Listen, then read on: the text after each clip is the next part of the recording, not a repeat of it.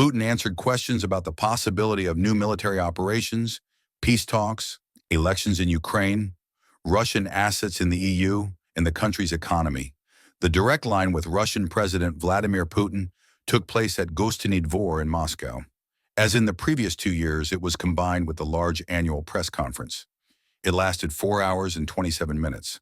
The hosts were Ekaterina Berezovskaya and Pavel Zarubin.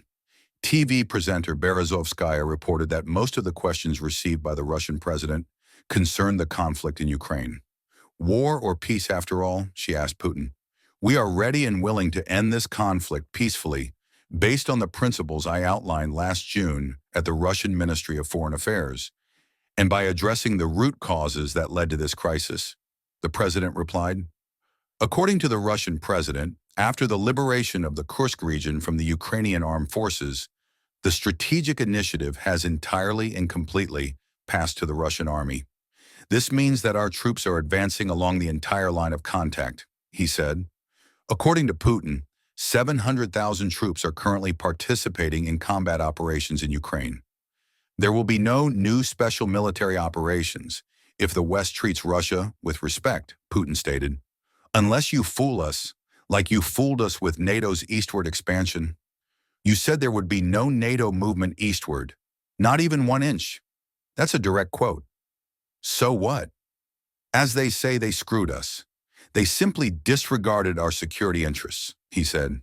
The president is convinced that Western politicians created today's situation with their own hands and continue to escalate the situation, in particular by systematically declaring preparations for war with Russia. U.S. President Donald Trump is making serious efforts to end the conflict in Ukraine and is doing so sincerely, Putin believes.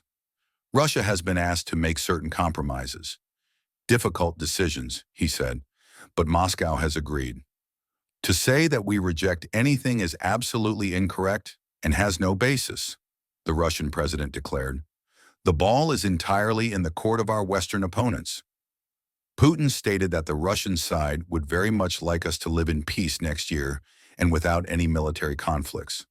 Putin commented on the EU's decision following the summit not to use Russian assets to finance Ukraine. He said Europe is openly attempting to confiscate these funds, and that this is robbery that could have grave consequences for the robbers. Theft is the secret theft of property, but here they are trying to do it openly. It's robbery, he said. But why isn't it working? Because the consequences could be grave for the robbers. And what does this entail? Firstly, it's not easy to do. After all, they didn't announce that they would simply rob and take everything.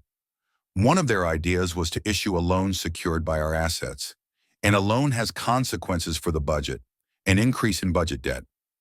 We will continue to follow the news.